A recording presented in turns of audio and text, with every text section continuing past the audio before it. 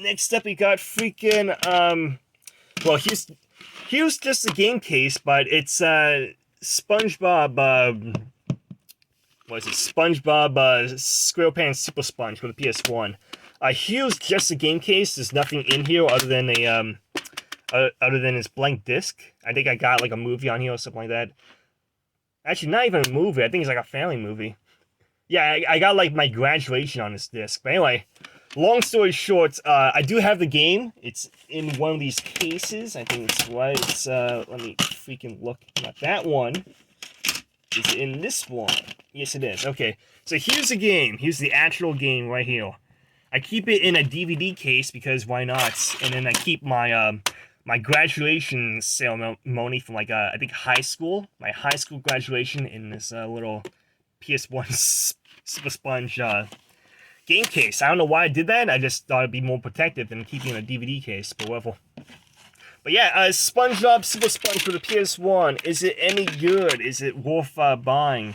Freaking yeah, it's pretty fun. It's not like the worst game on the planet. I gave it like a 6 out of 10, but it was fun to be had.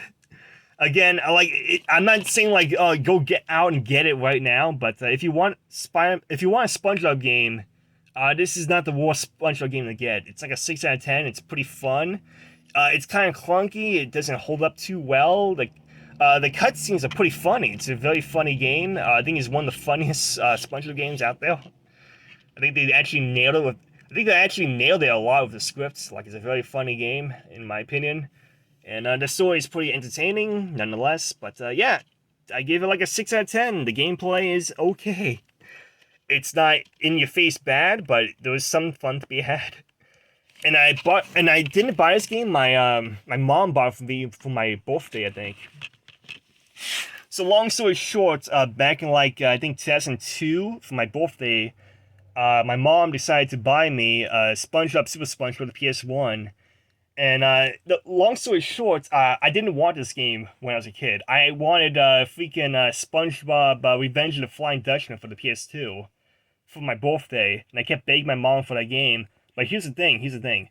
Back in like 2002, is it 2002? Yeah, definitely 2002. It was 2003 when I got a PS2, but 2002 I did not have a PS2. I had a PS1 still. So in 2002, I didn't have a PS2. I only had a PS1, and I begged my mom, please get me SpongeBob SquarePants Revenge of the Flying Dutchman for the PS1.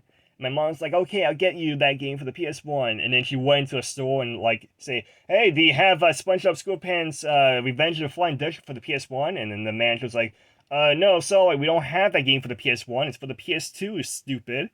Freaking here's SpongeBob Super Sponge for the PS1. That game can actually play on a PS1. So she's like, okay, I'll get that game instead for my son. And yeah, I ended up with this game, which I never heard of. Because, in like 2002, all I knew was Revenge of the Flying Dutchman for the PS2. That's all I knew. I didn't know this game existed back then in the day. So, yeah, it was a big surprise to me that this game existed, and when I got it, it was pretty okay. I didn't hate it when I played it when I was a kid, and I don't hate it when I play it. It's like a 6 out of 10. It's pretty fun to a degree. It's not like the best game I ever played, but not the worst game I ever played. And again, like I didn't want this game when it came out. It's just something that my mom got me, and I'm kind of happy she did because it's kind of fun. I do like it to a degree. So yeah. And I believe she paid maybe like $20 this game, $20 maybe, at a Blockbuster. She bought this game from a Blockbuster. Do you remember Blockbuster? I remember Blockbuster. Blockbuster's freaking cool. Anyway, next up, we got freaking Powerpuff Girls Chemical Extraction for the PS1. This is a terrible fighting game for the PS1, and I bought this game brand new for $40 at a Kmart back in like 2001. And no joke, freaking 9/11 footage was playing on the TV. So there's a TV at Kmart back when I was a kid in 2001 that would play the news, and just so happened in 2001, around like November of 2001, they were playing, footage from 9/11, because 9/11 was so big thing in November, of course, because that's only like 2 months since, 9/11 happened. So, of course, the news was still talked about 9/11. So, while 9/11 footage was playing on the TV, I was freaking buying freaking Powerpuff Girls Chemical Attraction for the PS1, which is just, freaking fantastic. And was this game like 9/11? Freaking yeah.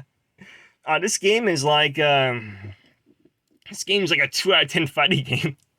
One of the worst fighting games I've ever played in my life. Every character plays exactly the same. Every character has very clunky controls.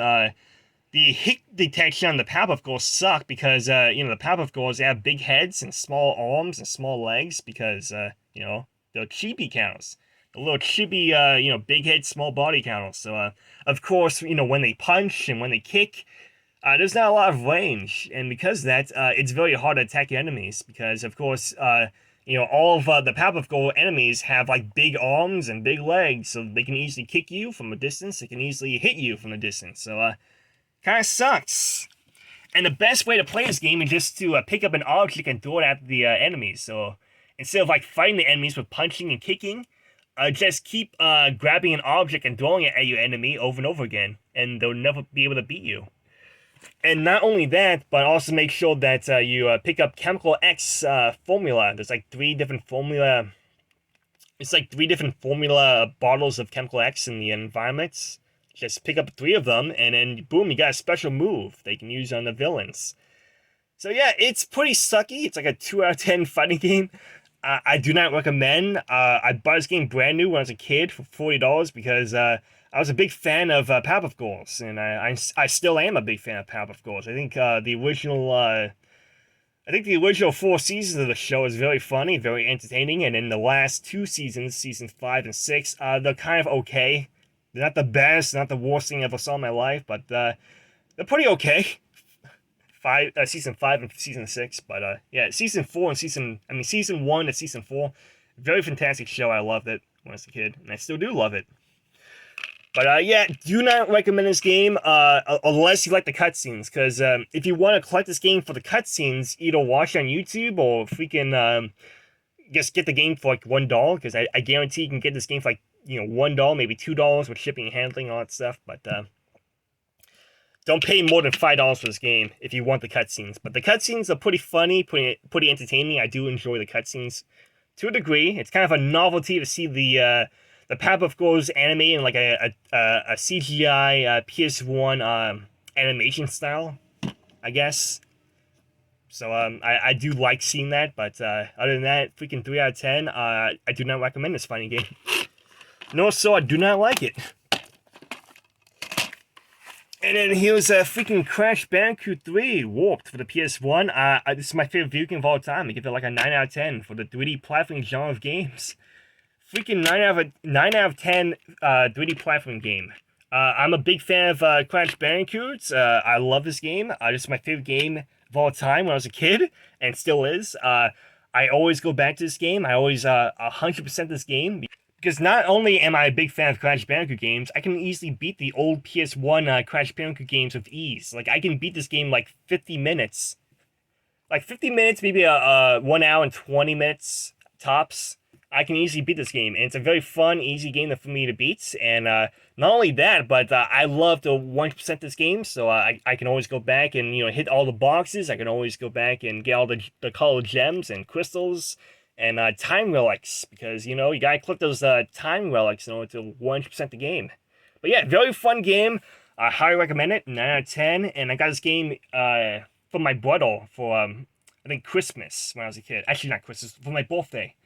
So back in the day, long story short, my brother, back in like 2001, I like to say, 2001, my brother decided to get me a whole bunch of PS1 games and a PS1 console at the time, which I didn't have. So, yeah, he got me Crash Bandicoot 3 Warped. So, yeah, Crash Bandicoot 3 Warped was like the third video game I ever played in my life. The second video game I ever played was, I think, Marvel vs. Capcom 1 for the PS1. And then the number 1, the fourth video game I ever played in my life was, I think, Tomb Raider Revelations for the PS1, which I mentioned previously in the couple last videos. I think, like, maybe part 3 of this PS1 collection. But anyways, yeah, great game. I do recommend it, and yeah. So yeah, I do recommend this game, and if you want, get it for the PS1. If you don't, get it for Xbox and PS4 because they did make a remake. The Crash Bandicoot Insane Trilogy for the PS4 and Xbox One and PC. So get those games if you want to play it that way. But either way, great game.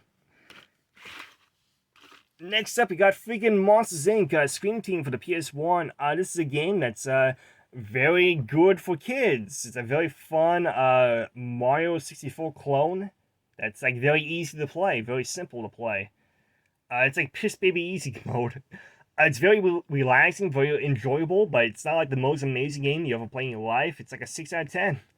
But for me, personally, I'm like, the novelty of a great controlling, easy to play PS1 games for kids is like S tier. Like, how many PS1 games are there that's actually easy to control, not too hard, that kids can play and beat easily? How many? Not too many, because PS1 is very clunky. It's like the only 3D platforming genre of games. Like, they didn't get it right yet. They didn't understand how to make a 3D platforming game back in the PS1 era. So not too many PS1 games for kids were actually easy and fun to play, and this one is kind of easy, and actually this game is very easy and fun to play. So yeah, it's an interesting novelty. It's not like the most amazing game ever made. It's very repetitive. It's very slow, I guess. So yeah, I have to give this game like a freaking 6 out of 10. I do recommend it for kids. It's like Baby's Force 3D platforming game. So if you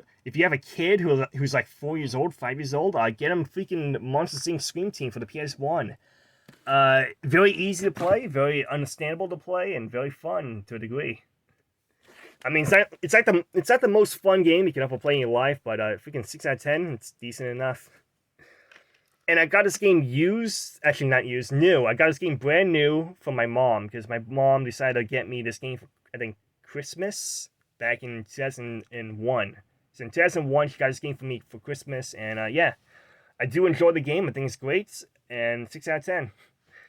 Not the best game, but not the worst game. But if you have a little kid in your life, either like a niece or if it's your son or daughter, freaking get this game for like $4 or $5.